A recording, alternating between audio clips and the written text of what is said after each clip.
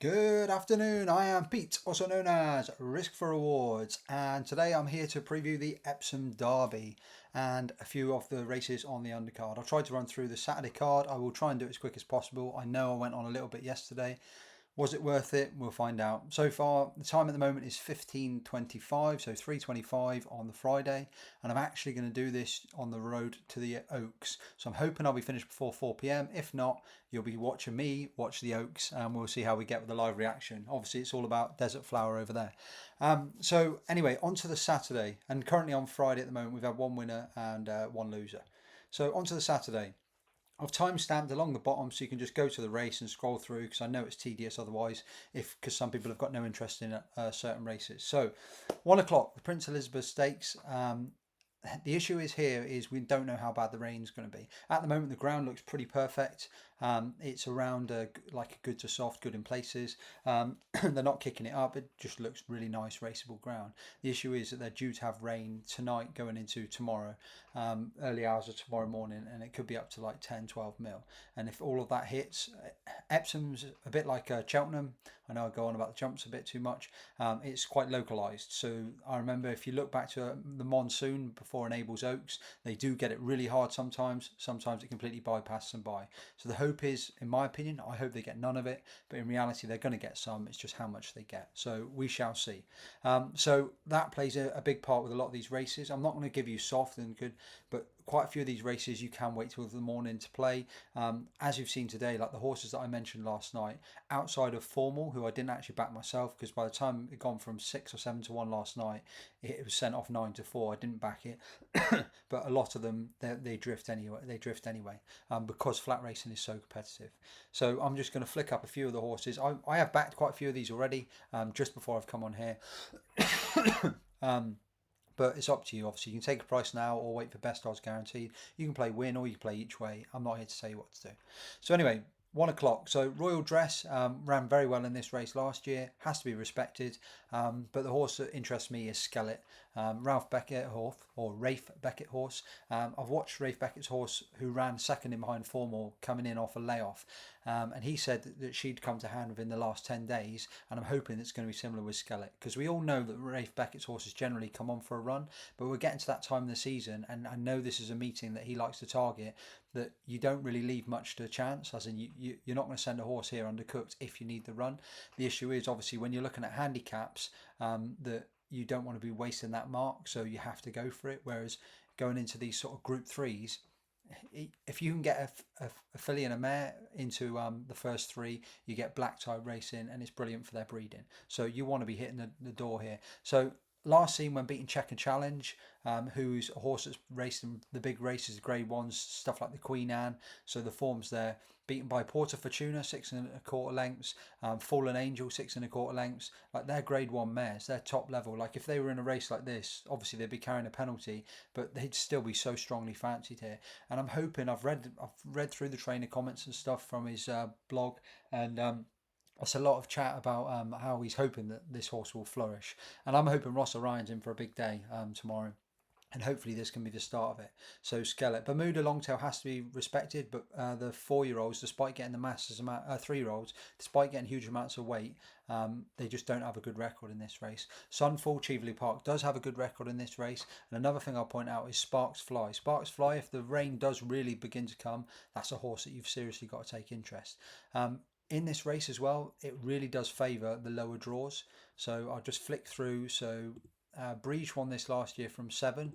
It was draw 7, 5, 2, 2, 6, 8, 5, 4, 1. So you're looking at, if you're anywhere in between that 4 to 8, that's the place to go. And I know obviously quite a few races they may not even had double figures, but it's certainly no negative being drawn in 5. And I'm hoping this is the start of a nice big day for Ross Orion. Onto the Diamond Stakes, the 135. This has been interesting. So Docklands on all known form should be maybe 6 to 4, even money, maybe even shorter, arguably. The only negative really would be the fact that obviously it hasn't got Epsom form in the bag, but we know has gone well. But everything that everyone associates Docklands with is Ascot.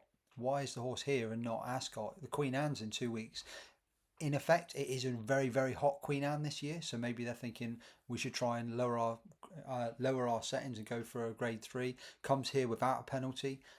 Maybe this is more realistic. Hasn't won since I think it was 2023, winning the big handicap, possibly the Britannia, something like that, but has run very credibly in grade 1s at top company. And last time out, the run at Ascot behind Sardinian Warrior was a huge run. And if you come on from that, and then in reality you're the one to beat here. If you can repeat that form here, getting £3 from Persica, then the chances are you're the one to beat. My query is, are they prepping for the Queen Anne in 2 weeks' time? Is this the plan? And there are other rivals who have Epsom form and are a bigger price. So I'm avoiding Docklands just for the simple factor of those question marks. So £3 penalty is what Persica carries, but Persica has form from when winning on this card last year. And was an impressive winner. I think it was sent off second favourite, well backed for Richard Hannon. And it was over the 10 furlongs here. Obviously this is over 8.5. Persica's got top level form. It's very hard to understand what happened last time. Complete blot for a horse that's very solid generally. On ratings is rated £2 below Docklands and also has to give 3. So technically is £5 wrong with the current favourite Docklands. But at the same time, the £3 weight allowance, and they're not far matched off form wise. Docklands throws in quite a few wobblies and then a few massive runs, whereas Persica generally is a lot more consistent. But Persica's got Ryan Moore. So if you said to me, would you rather carry £3 more but have Ryan Moore over Richard Kingscott? Nothing against Richard Kingscott, then for me it's a no-brainer. I think Persica's the one to beat here rather than Docklands. Currently priced around 9-4, 5-2. I think anything 2-1 or bigger is probably fair. The one horse that I will save on in the race is Ice Max. I think a lot of people, the moves already began for this. Like I saw it last night, and when I was writing my notes, and he was 16s. He's now around 9s and 10s generally. The case is quite strong in the fact that needs his first run generally and loves soft ground. Big runner on soft ground, but a lot's going to depend on how much rain they get. So if the heaven opens, then this horse is just going to continue to drop and drop and drop. But I think a lot of people, for the fact it's gone 16s to 9s and 10s now, people are kind of preempting that already. So for now, obviously, if it's like a deluge in the morning, then obviously I can up my stakes on Ice Max. But for now, like my main bet will be on Persica, and I'll just be playing to as a saver on Ice Max. So for people who don't understand what I mean, it means like say you were having 2 points on Persica, you might have say 0.5 points or 0.25 points on Ice Max, just so you win your money back and a little bit more. The main bet will be on Persica for me. Obviously Docklands respected. Very interesting the fact that I think it's Peter Sheargan has a very good record of sending horses over, and he sends Geography over. Ryan Moore was jocked up on this horse all week, and just before at declarations, Ryan Moore jumped ship from Geography onto Persica, and Christophe Soumillon comes across Super Sumi for the ride. On form, very similar to the front two, so has to be respected. And we've seen some of these horses, they come across, these German raiders, they don't get any respect, and some of them come across and they absolutely bolt up, especially if the rain comes. If the rain comes, you've got to pay even more respect. But for now, I'm happy to leave that horse. I mean, you could end up people saying, right, the rain's hit that hard, I just want to play Geography and Ice Max. But for me, it's not that Persica doesn't have form in soft ground anyway. I don't really like betting full stop when the ground goes really bad. I'd rather just down tools. So for me at the moment, Persica win bet and Ice Max as a saver. 210, the dash handicap, I've got no preference. These are brilliant races, great spectacles, stuff like that, but I mean they're not really like the punter's friend. Like they're the sort of race that are really fun to watch, just to watch. At the same time, I'm going to have a bash in the second one, which is a 5 furlongs. Again, it's the dash handicap. This time for the older horses, so for 3-year-olds plus. You could make a case for any of these, and you could have the right horse, but it could be on the wrong end. These two races were the ones that you had an issue with in the past, where the stalls didn't open at the right time, and they literally just go hell for leather. They go from the front, they don't stop, and it's basically catch me if you can. You look through the draws, and a lot again is going to come down to the weather. So depending on how soft the ground is, depends on which side they're going to come up. The last two winners have been in it. Well, the last few winners, you've got 8, 5, 10, 13, 2, 16, 1, 17, 1.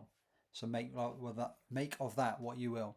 Like as in, so looking at that just off the top of my head, 1, 2, 3. So that's 5 drawn in 5 horses drawn in stall 7 or below, and then the rest are all drawn higher. So obviously the key is, depending on how soft the ground is, depends on which side of the track they're going to go down and which rail. So a lot of people are talking up the high numbers. So if it is the high numbers, then I could be pretty screwed here, because I'm going for one in the low numbers and one in the middle. And generally, it's not a track where you kind of want to be in the middle and merging across, because obviously you're giving away ground. But at the same time, the rain could come and they might all merge up the centre of the track. You just don't know. This is why, like as I said last night, one of the big pointers is the fact that it does benefit you to be as patient as possible. If you can wait till 5 minutes before the race, well, you don't even have to wait for. If you watch the 2:10 and all of the horses in that race, the front, say 5 horses, are all drawn low and all come up one side of the rail, you're going to know that if you're on high numbers in the 2:45, you're really going to have plenty of weight in hand in order to go against it. So obviously I can't wait until that time tomorrow, so I'm going to put my 2 horses up now, and I will back them now. But at the same time, there's nothing to say you can't switch, and you can play your own horses a lot closer to the time. The more information you have, the better. So the 2 that fall for me is, current prices are around 10 to 1 and 9 to 1. First one is Democracy Dilemma, finished second in this race last year. And to be honest, it was hard to, even if you stop the camera pretty much anywhere, even almost at the line, you'd still say, well, he won, but somehow he did not win. Right at the last, like even when the race looked over, he got caught on the line by Dream Composer. He ran off a mark of 102. The second horse, Dream Composer, reopposed here, but doesn't have a claimer on board and has gone up the weights. Democracy Dilemma runs off a mark of 104. So it's £2 higher than last year. Comes here off a very similar prep. Ran 7 days ago. Not 7 days ago. Is it 7 days ago? Yeah, about 7 days ago. 31st of May at Haydock. And just to blow the cobwebs away. Very similar prep to what he did last year. So Ross Orion takes the ride again, same as last time. Very strong traveller. I'm hoping bounces out, and obviously will attempt to not make all, but at least be prominent enough to go close. How close you can get, we'll have to see, because if you're drawn the wrong side of the track, it doesn't matter if you beat all your side if they're on the other side. So we shall see. But like I said, everyone could go high numbers and think high numbers is the place to be, and low numbers to it. So we'll see. The other one that I like is one which is Fair Wind. Fair Wind takes a little bit more persuasion, shall I say. A very in and out horse, but you go back through and you think this horse has got a big day in him. You're just waiting for that big day to happen. And one thing that is good for this horse is goes on good ground and goes on soft ground. And you look back through the form, beating Dream Composer, who obviously I've just mentioned. So Fair Wind beat Dream Composer just before Dream Composer went on to win this race last year. So it's the form's there for that. Has gone up in the weights and runs off a mark of 93, but that is only £3 higher than when beating Albashire. And if we look at Albashire, what Albashire achieved, and in behind that day as well was Dream Composer again in 5th, who obviously won this race. But Albashire is one of those you can set the clock by and just runs very solid races all the way through last year. The thing that really attracts me to this horse is the fact that Owen Burrows I love as a target trainer. He really targets, whether they have a long layoff or whether they have a prep of some sorts. He really does target and say, right, this is where we're going with this. The other is, like I've mentioned, about the soft ground, but the final thing is how well this horse travels. He is what you call a travelly thing. I really like, he's so strong on the bridle, and when he came to win at Ascot over 5 furlongs, he was going so hard on the steel, and it was push button acceleration. Drawn in 13, he's going to be able to go whichever way. So whichever way the draw goes, if it is higher draws, it will benefit him because they're all going to dart for the rail. He's going to be on the outside of the rail. So unless the actual rail itself is a golden highway, he's going to be on the outside of it. And I think that'll only be a positive for his chances. And yeah, so I like Fair Wind, and I also like Democracy Dilemma. At the moment, I'm looking through Racing Post best odds, and Fair Wind is 10 to 1 general. And Democracy Dilemma is 10, 9s, 8s. You can get each way 5 places. You can go win only. This is the sort of race where you could be first going into the last half furlong and then suddenly you're 7th. So it's up to you how you want to play it. There are so many you can make a case for this. Like you look at Existent, 1, 2, 3, 4 seconds in a row. Dream Composer, obviously last year's winner. But as I said with Dream Composer, I will go back and check. Runs today off a mark of runs tomorrow off a mark of 98. When winning this last year, ran off a mark of 89 plus claiming 4, so technically 84. So is £14 higher than last year. So I'd be disappointed if Democracy Dilemma doesn't reverse form. So yeah, they're my two for this: Democracy Dilemma and Fairwind. Hopefully, get a run. These are sort of races where you just hope for a run for your money. Right, on to the big one. So timestamp 15 minutes 30 seconds. The Epsom Derby. A lot of people have looked to me for this race because for the last 3 years I have had the winner of it. It's been a little bit different this year. I think it was the first year I did it. It was Desert Crown. I put him up before the Dante. He was 10-1. He then won the Dante and then won the Derby at 5-2. The next 2 years it was spotted a long time out. So it was both August, Rodan, and City of Troy. I want to say maybe 14-1 and 16-1, but that was like the year before. Obviously, they both bombed in the Guineas, both bounced back here. This year's been very different. It looked very open all the way through.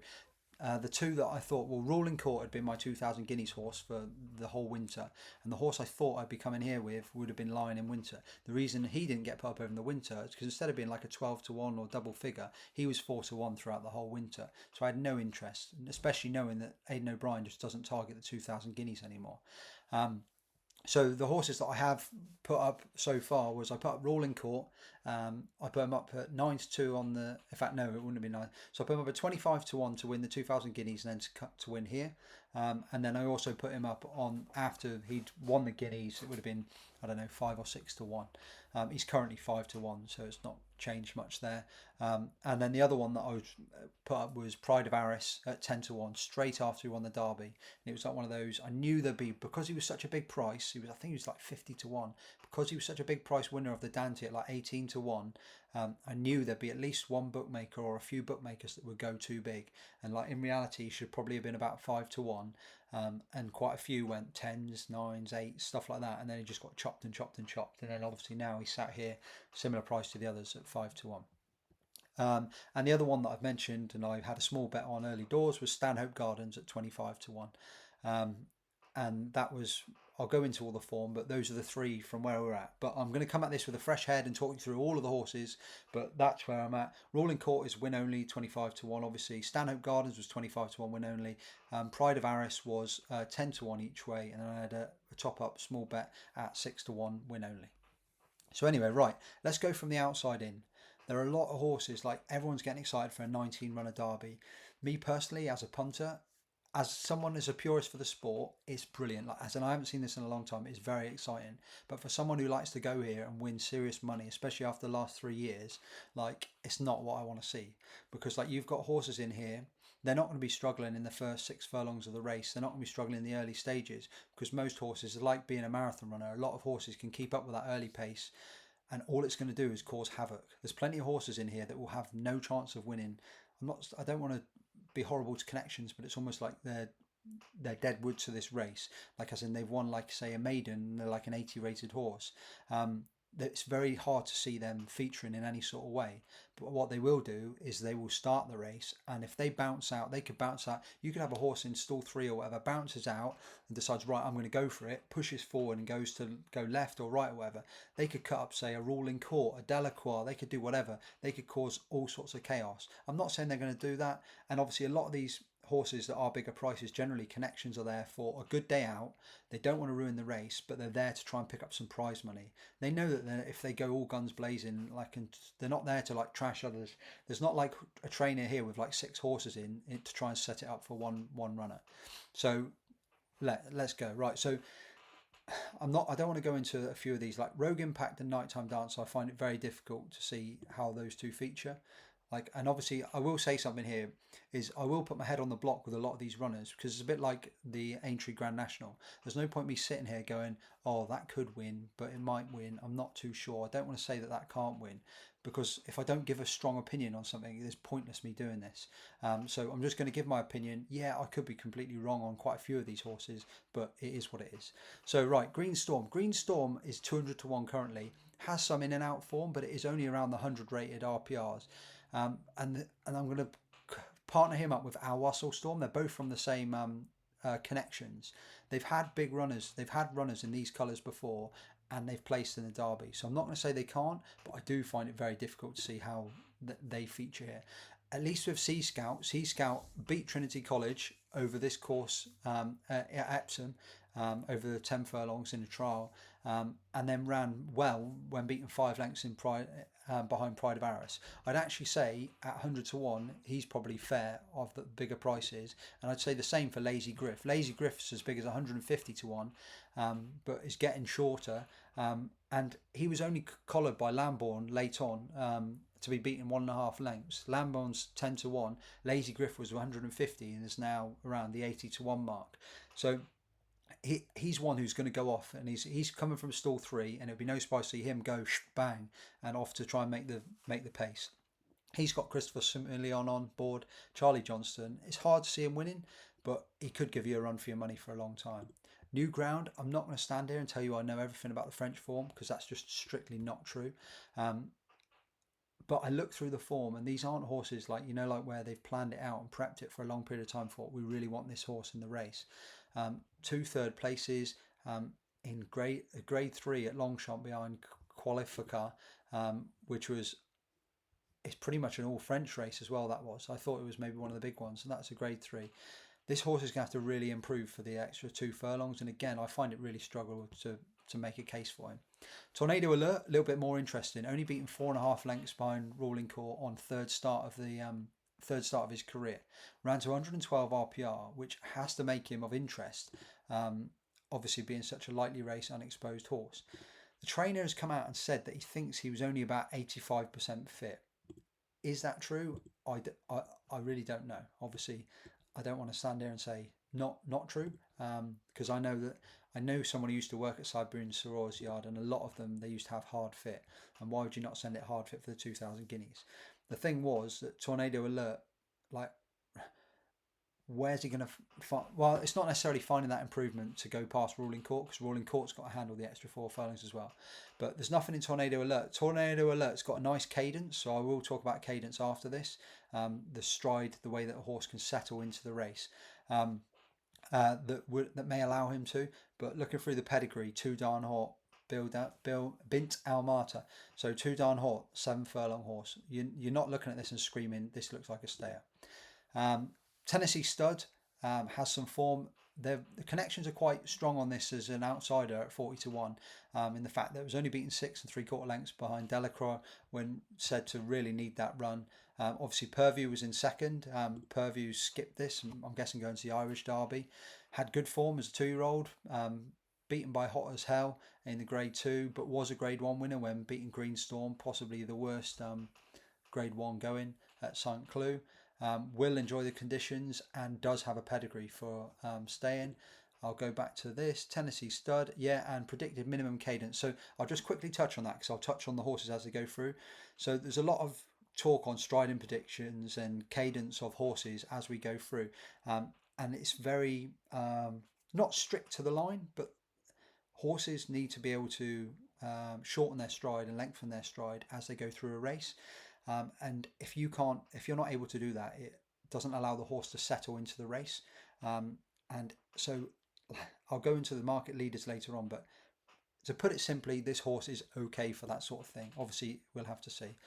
Nightwalker became the wise guy horse, 50 to 1 shot, 100 to 1 shot, then 50 to 1 shot. Was completely blocked at the start behind Pride of Arras. 2 seconds, my feed's died. Don't want to miss the Oaks, because we're now closing in, 12 minutes to go. Obviously, I know nothing about what's going on and prices and stuff. I'm just trying to keep it on so that I can at least see it in the background. And by the looks of it, you're going to see my reaction as we go through it. So come on, Desert Flower. First time cheap pieces. Nightwalker strikes me as a late bloomer, maybe one that might be for the St. Leger, being obviously out of Logician, who obviously won the St. Leger. There wasn't a lot that made me think he was going to return. I know he missed a start, but I didn't look at him and think he's going to reverse form definitely with Pride of Arras and Domitius and Lion and Winter and horses like that. And he's also a horse that's come, as in behind some, not average horses, but put it this way, he's another who's got form with Delacroix, though he's got to turn it round. But we shall see. At the same time, as I've just mentioned, in fact, He's related to a logician, sorry. He's a Frankel out of Sleepwalk. So he has got it in his pedigree to stay this. But first time cheek pieces, not very John Gosden-y thing to do. But at least one or two of these are going to run massive races and finish fourth or fifth and get place money. So we shall see. Midak, again, I go back to the French Raider. I don't know an awful lot about this, but what I do find interesting is this one is 3 for 3. Has Mikel Barcelona in stall 4, which is really not ideal. And I've obviously made my comments about Mikel Barcelona recently. But like, I just don't know. Like, as in, this isn't one. They've said that due to the fact that this race is going to be run in honour of the late Aga Khan, that they wanted to supplement a horse. They wouldn't supplement just any horse if they didn't have one, but it's nice for them to have a run on the day. Will this horse be good enough? On form that we can see so far, no, but could the horse improve for the step up in trip? Potentially. So this is where it starts getting interesting. Obviously, I've talked up a few at the bigger prices, and like of those ones mentioned, like Lazy Griff may run a big race, Tornado Alert, maybe Tennessee Stud. Of the bigger ones, I'd probably be looking towards Tennessee Stud and Lazy Griff, but this is where I think the focus should be. So I'm going to go out of order slightly. I'm going to go with the Lion in Winter first. So the Lion in Winter, I know everyone will look at this and be like, oh, well, we look back and you were obviously really keen on City of Troy and August Rodin and you like this horse for the Derby. But the difference is this horse has had nothing like those sort of preparations, like as in nothing at all. Like, I know they bombed in the 2000 Guineas, but that's a 4 to 5 week break. And Aidan straight away, like I was in the car on the way home fuming, obviously after watching City of Troy, thinking, why have I just gone and watched the racecourse gallop? But he's literally on the phone straight after saying, that's all my fault. I've not trained him. I thought he was ready for this. He wasn't ready for this. He will be next time, blah, blah, bang, bang. August Rodin was slightly less bullish, but it was a similar sort of theme. The Lion in Winter, Aidan has been very vocal about how he's had to leave it as late as possible. And the reason they went to the Dante is because it was the last trial. So it allowed them to wait for as long as possible. So obviously in waiting and doing so, that's why I ended up in the Dante. The problem was, went in the Dante, and despite the money coming really strong late, there is not a lot that you could say where you thought that horse really wants to step up and trip. He was keen through the early stages. He came along the outside. He looked to push the buttons, and then he wasn't given a hard time. It's very difficult to assess anything from that run towards this other than he's going to come on for it. It was a bit like Lake Victoria, where she ran in the Guineas. And if the Lion in Winter was set to run over, say, a mile or 10 furlongs again, I'd be like, do you know what? There's a strong chance that he's gonna go and bang out and he's gonna get the job done here. But he just didn't strike me as a horse that said, next step, take me up to another 2 furlongs. I'm also not convinced that they got enough out of that run to say this will be the race where he starts to peak. And the fact that both Ryan Moore and Wayne Lorden have both passed him over and Colin Keane gets it, and he's drawn in stall 19, the widest draw of all. So for a horse that you want, at least if he was in stall 3 or 4 or whatever, he was going to get clobbered by them all, but he'd be in a pack. So he'd be in to settle. Whereas he's going to be in 19. He's going to come across, he might get a nice position, but the chances are he could be 2, 3, 4, 5 wide. So he's going to have to settle. If he does, he's going to have a much better chance. Like, a lot of people are saying he can't win, and I'm not going to say that he can't win. There's a lot of negatives that are all adding up. Obviously, jockey booking, draw, his preparation for this race, connections, comments, Ryan Moore swapping ship, and it wouldn't surprise me if we see much better from him back down at 10 or a mile, or this might be his trip because he is a See the Stars. But I'm not getting the feeling that tomorrow is going to be the day, and it wouldn't be surprised. Like, he could go across and obviously bolt up, but it wouldn't be surprised if he's not in it, like as in the race where he's very well looked after and you don't even see him feature, like as in he comes home nicely, learns a bit on the job, and then next time that's when you start seeing the cogs get turned. So yeah, that's my view on Lion in Winter. And again, I mentioned about obviously the striding. So Lion in Winter, there's a predicted max and a predicted minimum of where you want to be for your stride analysis to allow you to settle, and he's not in either of those. So there's a lot of negatives there in my opinion. So Stanhope Gardens, very interesting.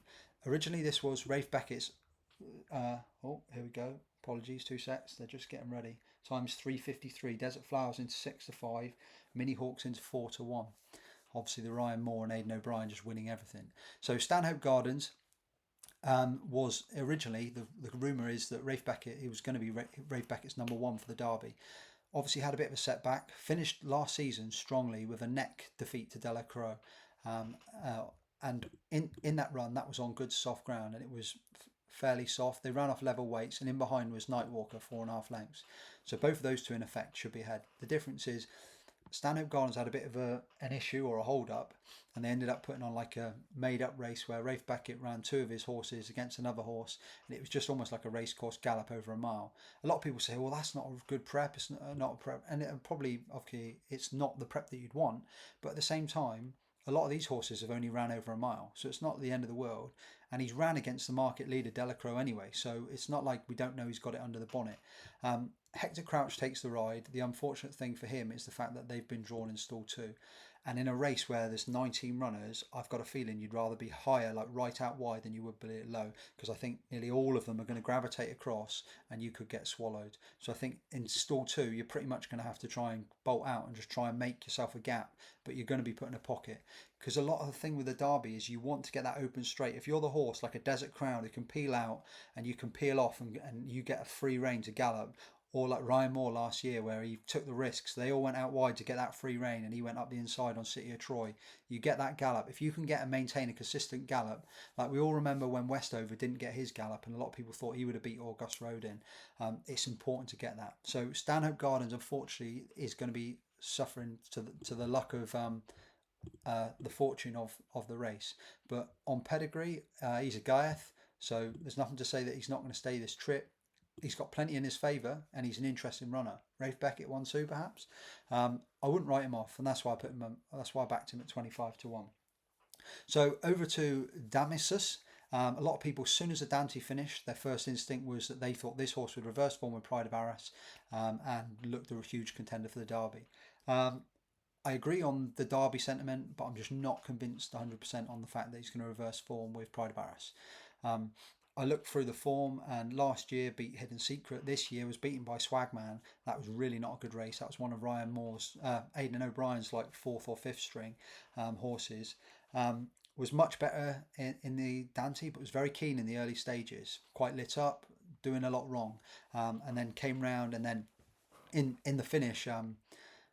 Stayed on really well. Like I believe was running a faster 3 furlongs than what the winner did, Pride of Arras. But if you go and watch, Damisus obviously has a lot of issues because of the fact he was keen and they were trying to get him settled. But when he's peeled out wide, he gets that nice free run. Whereas Pride of Arras was getting taught all the time on the job, bobbing and weaving in and out of runners, got the free ground and then galloped away once clear. So I'd argue that Damisus actually had the better run, but he used a lot of energy in the early stages. Not a regular horse that I'd look at for John Gosden and think like your Jack Hobbs or Cracksmans and Golden Horns, where I think this is going to be a winner of the Derby. But at the same time, I wouldn't be foolish enough to say this can't win. So he's a Frankel. He's on the short list. The one that's really become interesting with the potential for the rain coming is Lambourne. Lambourne, I think, last season was not boaty, but wasn't the quickest horse over a mile. But Aidan O'Brien likes to keep them at a mile regardless. First time out, ran behind Delacroix in the Ballysacks. And I think that was that Delacroix's second run? Give me 2 seconds. No, that was his first run as well. So Delacroix went from the front and Lambourne came in behind. There was plenty to like about that run. And there was only, I believe, 2 1/4 lengths between him, but Delacroix did give £3. But at the same time, when you're racing against your stablemates, I don't think how much once they know they're not going to win, I don't think they're going all out to win. But all I'm saying is, again, same with the 4 line with Stanhope Gardens, there's not a lot between Delacroix and Lambourne, and the prices are quite significantly different. And Lambourne is one that if this rain is coming, then he is one I'll add. He's about 12.0 on the exchanges, and current prices he's 10-1. Like he's one that I could add win only, but I do think he looks the most likely St. Ledger horse, because when he passed the line at Chester, the first thing I thought was, there's your St. Ledger winner, and he's still 10-1 for that now. Again, like it's hard to see how this race goes. If he won it, then they probably still would go to the St. Ledger, and he'd shorten in price. But if he gets beat, staying on and into like 4th or 5th, is he going to suddenly be a 4-1 shot for this? For the St. Ledger, I don't know. So it's hard to know. I'm going to sleep on it tonight and work out whether to back him for the distance. But if the rain starts coming tonight, then there's a strong chance that Lambourne will get added to the team. Because this is like a Grand National and a lot of my bets are win only, you can play like horses at 10-1, 12-1. But as I will go into, my main bets still stand. So ruling court coming to the down to the thing. Might get through the derby at least. So ruling court. What's not to like? I loved his run in the Acomb when he was finished behind Lion in Winter. You saw the way the money came, and he was even money for that race, and you just felt like the Appleby, they just thought he couldn't get beaten, and there was a lot of glum faces when he did. But I just thought he made such a big move. It reminded me of when Caribus got beat. He made such a big move at one stage of the race, to move up to challenge Lion in Winter, that he just didn't have a lot left. They put him away wisely and then sent him to Maidan. He went out to Maidan and he absolutely bolted up. Did him the world of good, and technically he came to the Guineas race fit. I mean, it was 2 months off again, but he came with that extra bit of fitness on side. The concern would be, can you obviously bring him this 100%? Can you bring it again? And I've mentioned this with Charlie Appleby, and we're going to find out with Desert Flower in approximately, just going down to the stalls now. Like, it's very difficult to put a horse at 100% and then bring him back to 100%. This is why Aidan O'Brien's very good at ticking them away. Or what he does is he might have one where they're slightly below, but it might be a lesser race, and then he'll go back up again, and he just farms them. So Charlie Appleby and Maidan a few years ago, first time out they were winning, and then second or third time they were struggling a bit. So, but you listen to connections, and they've had a clean run by the sounds of it, and they wouldn't swap him. A big thing here is I don't want to see an awful lot of rain. This horse, all its forms on good and good to firm. It's nothing to say that it won't handle the slop, but it does. Obviously, you just don't, when you're trying to.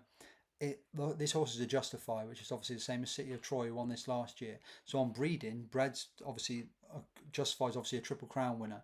So on breeding, you're bred to go well over the 10 furlong, 12 furlongs, but that's on rapid ground. Like a lot of City of Troy's running was done. His worst performance was on soft ground, when winning, I can't remember what race it was. It was like a forerunner affair, and he scrambled home. So ruling of court, I just don't want to see an awful, like a big amount of rain. The other issue with ruling court is his turn of foot. I mean, it was electric. If he can travel the way he did in the Guineas all the way around, so like if he can get him settled, and he's in draw 7, so he's got a nice stall. You want to be above 6, but don't want to be in the car park. So he's going to have to decide what he's going to do. He's going to have to ping out, and then obviously let some of the others swamp across him, and he's going to end up probably pocketed, or he's going to have to so as in being in the forward pack, or he's going to have to go just a little bit forward and just let the pack swarm him, and he's going to end up, and he's going to have to play for luck. Like like I cannot explain how much of the Epsom Derby, especially in the 19-runner field, is going to come down to luck. Horses not falling back into your lap, getting the right play to go round them and like move, and like there's going to be a lot played into this. He's like, I don't doubt that he's going to be a 10 furlong really, really good horse, like one of those where cruises round, push the button and go. And I know everyone's saying Field of Gold will 100% beat him next time, blah blah blah. It'd be interesting to see if they were both at 10 furlongs, like who the better horse was. Maybe it is Field of Gold. Maybe Ruling Court turns into the 12 furlong horse that we hope he could be. The only thing I don't want to see is a lot of rain. Like if the ground was like what it is today for the Derby, I'd be very, very strong on him. He's got the best form, 2,000 guineas. He's got a brilliant record in the race. He's got the best 3-year-old form, really strong 2-year-old form. There's very little not to like. What the one thing that I will mention again, going back to it, is the striding predictions. Like because of the way that he travels so strongly in his push button acceleration, his cadence for the race, the predicted max and the predicted minimum, is not great. So he's out of the red in both sections. So when I say out of the red, like Simon Rowlands has done a brilliant ATR column, and he's narrowed down, and it pretty much explains to you the predicted max and the predicted minimum that they would travel, and you want to be into the certain sections. So if you want to see that, go to At the Races and read his column. It is really quite good, and they are never too far from the mark. You do get some that they manage to get away with it, and he might get away with it because he's not far off, but he is off, and that has to be a concern. You can't stand there and say it's not a concern. So next one I'll cover is Delacroix, who, as you've seen, actually mentioning through a lot of these over the mile and the 10 furlongs, he's actually beaten an awful lot of these horses already. So he's beaten Lambourne, he's beaten Stanhope Gardens, I can't think who else he's beaten. But the question mark for him, obviously, he's in stall 14, no negative. It's likely to be a little bit of cut in the ground, which will suit him. The thing that I got put off with at the start of the season was he was around the 20-1 mark, and I just thought the Derby. I know a lot of people don't read into this, but he is a direct relation in pedigree wise of Derby, which has not won the Derby. We had Adiyar who when I say indirect, so like as inside, dam sire sort of thing, who won the Derby a few years ago, but that wasn't direct. Oh, we're away! Desert Flower's off and running. William Buick's holding her up. Right, shall we just talk you through this? I wonder if we can get some sound on. Oh, here we go. Let's go. Right, so we're going to go live. We will come back to Delacroix. Let's see what's going to work with here.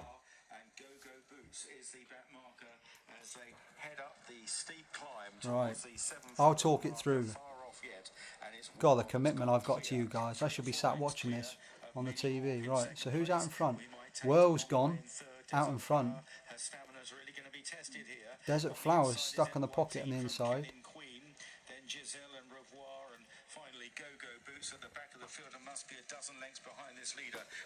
Travelling fine. Normally people just video the last bit, the pain. Right, they're in single file.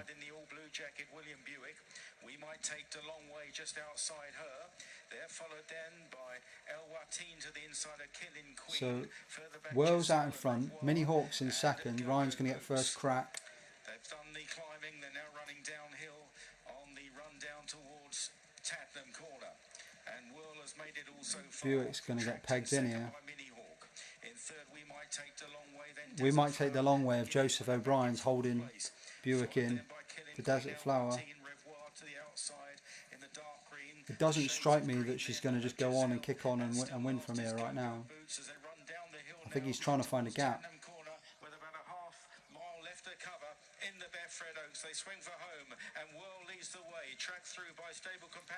Jesus, Desert Flower's already off the bridle. What's she got? He's going to need the gaps. Here comes the gap. Nah, Desert Flowers. Can't see this. Oh, here we go. And Aidan O'Brien 1-2 by the looks of it again. Mini Hawk hits the front.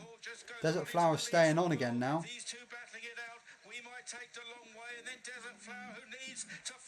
Desert Flower is finding. Mini Hawk's floundering. It's Mini Hawk or Whirl. Oh, Whirl's fighting back. Mini Hawk wins the Oaks. Just Aidan O'Brien domination. This is the problem. Like I sit here with the Epsom Derby and it gives you the false hope that someone else is going to win. And then bang, it just doesn't happen. Aidan O'Brien again. So Aidan O'Brien 1-2. Mini Hawk with Ryan Moore beats Whirl. Beats Desert Flower in third. Very strange race from Desert Flower. And this is what I'm saying. Like, it'd be interesting to see what connections say after the race. Do they go with the fact that they believe she ran a race and she was just a bit flat after such a big run in the Guineas? Or do they believe that she didn't get the 12 furlongs? Because it was very hard. She was off the bridle from a very early stage. But she stayed on well and stayed into third. So, don't know. It's hard to assess. Right, anyway, let's get back to this. So the Epsom Derby, the 1, 2, 3 will be Delacroix, Lion Winter and Lambourne. Job done. So Delacroix has beaten quite a few of these already. The question mark again, we go back to stamina, as I mentioned with Dabawi. Dabawi is not great for this. Got a good draw, got Ryan Moore's tick of approval. 2 perfect preps, but they're not the normal preps for, like, as in, I don't think there's been a winner of the Ballysacks who's gone on to win the Epsom Derby. So that's no, like, it doesn't strike you to say this is a certainty for this. And obviously he has drifted from 9 to 4 to 4 to 1. That's a more realistic price now. A lot of people talk up this horse like it can't get beat, and maybe that'll end up the case. It's like as we've just seen with the Oaks, like you just don't know with Aidan O'Brien. But I've been against this horse from the start. So I mean, if you're one of those where you think, do you know what, I just like backing Ryan Moore and Aidan O'Brien, I'm going to have a cover at least on it, then it is what it is. You can see, but obviously again, Delacroix or Delacroix, however you want to call it, I go to the cadence predictor and absolutely nowhere near. It's not like really close or it could get away with it. Not anywhere near. Really not good for this 12 furlongs and the cadence needed for the Epsom Derby. So anyway, On to the finale. So the finale, the one horse, the main horse for me is Pride of Arras. The issue will be inexperience. The other issue will be the fact that he's coming out of a draw in stall 16 that has never won the Derby. But if you go back through the stats, I think over 50% of those never even had a stall 16 runner. And the ones that did were mainly double figures. So it is what it is. As I've mentioned earlier, you are going to need your brains about you, and it is going to take a masterclass from any of the jockeys to win this race, because there's going to be a lot of thinking. The thing I like about this horse is obviously he looked quite wobbly when he was winning at Sandown, but he still won impressively regardless.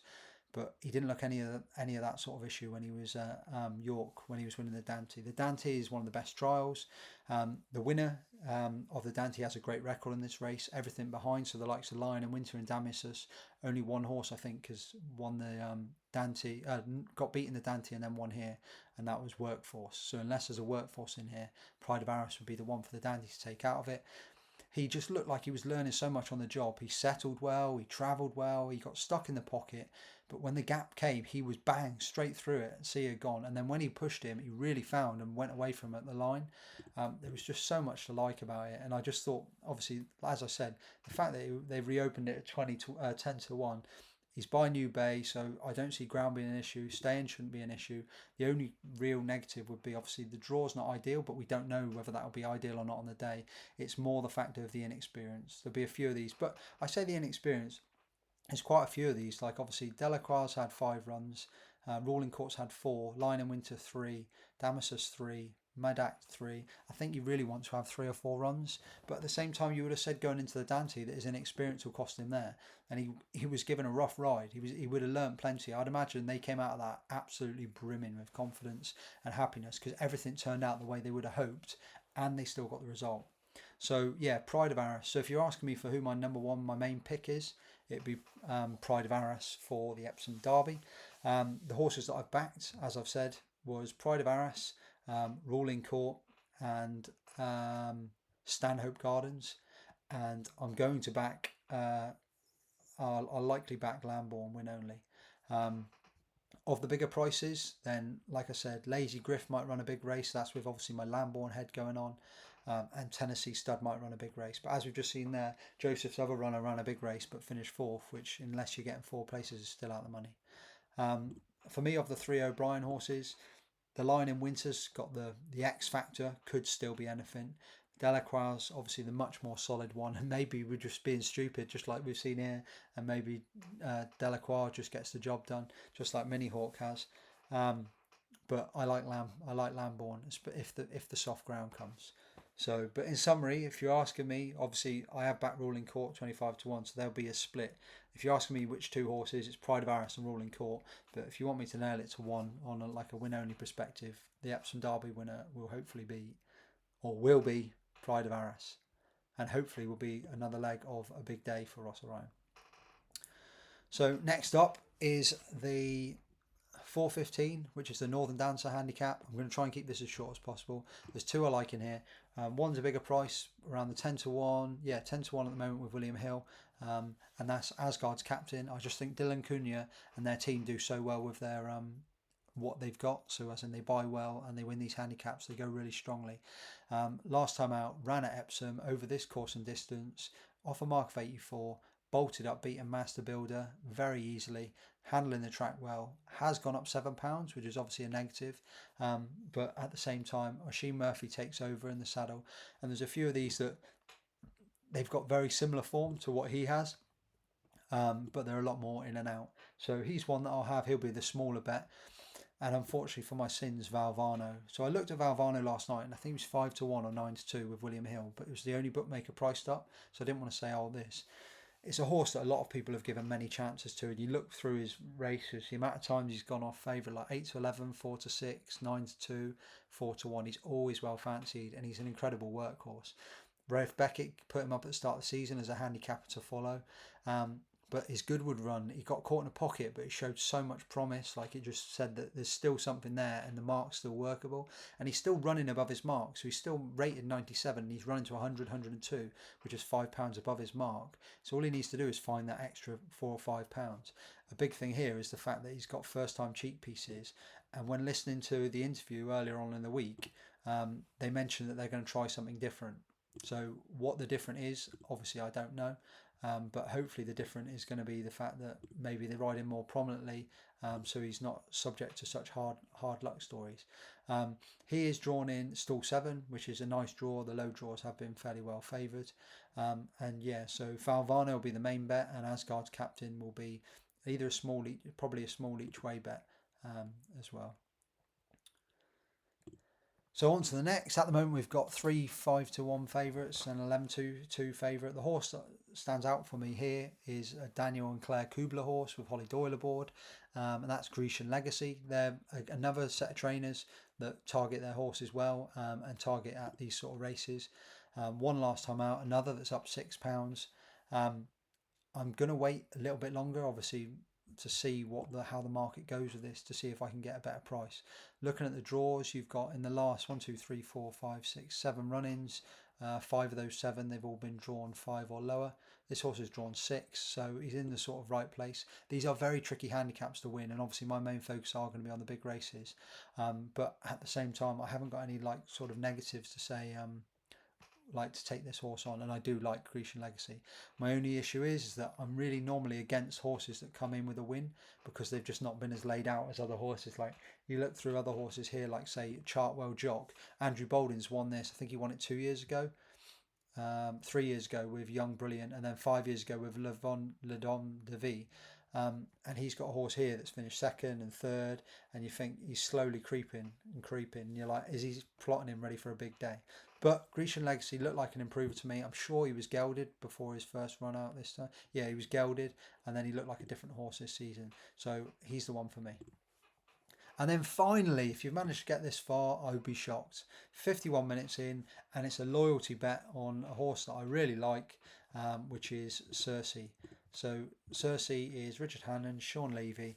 I haven't got too much. There's not too much mad, crazy, wild prices in here. It's just a horse that I just think they're very sneakily staying ahead of the handicapper. Up £4, won cosily at Windsor. If you watch the race, only won a short head, and if you watch the race, you think, okay, has he really got anything in hand? But I just thought that even at the line, it just looked like he was only doing enough, and I think that could be the case. There could still be a little bit more left in the locker. This 6 furlongs obviously suits. Best forms all at 6 furlongs. Ran to 100 last time out, 100 RPR. The fact that running off 100 off 91, I mean that means you've got to be in effect. You'd like to hope that you're going to be going close. Off your current mark. This is strong competition. Like this is going to be no cakewalk. Like if I just pick a random one, so like say let's go with Drama, who won last time out as well. Drama ran to 101 last time out and runs off 94, so runs off £3 higher. So all of these are going to be so tightly knitted in the handicap, but there's just something about Circe that I just think may have a little bit more to give.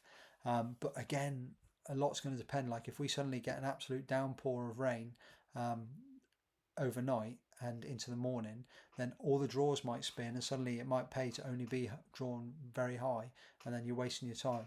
And this horse, looking back through, I don't think this is a horse that really wants the real squelch, the proper soft heavy ground. I'll just check. Go in. Yeah, this horse isn't a horse that would be obsessed with soft ground. I mean, he's short enough anyway at 9-2, joint favourite with 3 or 4 horses, so I could easily see him being a bigger price in the morning anyway. Best odds guaranteed. So in summary, let's go back from the start. I will just clarify that obviously my big races are the main races, so like stuff like the Oaks and obviously the Derby, that will be my main focus. So like if you're asking me staking wise and betting, that will be my main focus, but everything else is just a bonus. So 1 o'clock, my selection is Skelet. Doesn't want to see too much rain, but wouldn't mind a bit. 1:35, it is Persica with a saver on Ice Max. No bet in the 2:10. The 2:45, Democracy Dilemma and Fair Wind, who are both around 10-1. Obviously Ross Orion. Hopefully that'll be two horses of his. For the Epsom Derby, if you're saying to me who's going to win the Derby, I hope it's Pride of Arras, followed by Ruling Court.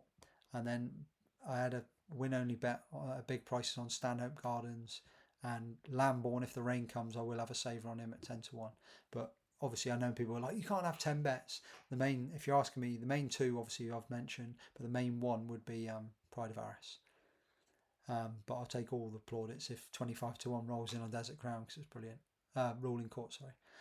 4.15 for my sins, Valvano, we go again. And Asgard's Captain, small each way at 10-1. 5 o'clock, Grecian Legacy. And then 5.40, Cersei. But as I did with today, I will update obviously all the selections that I've had tomorrow again, because obviously I've obviously covered 1, 2, 3, 4, 5, 6, 7, 8.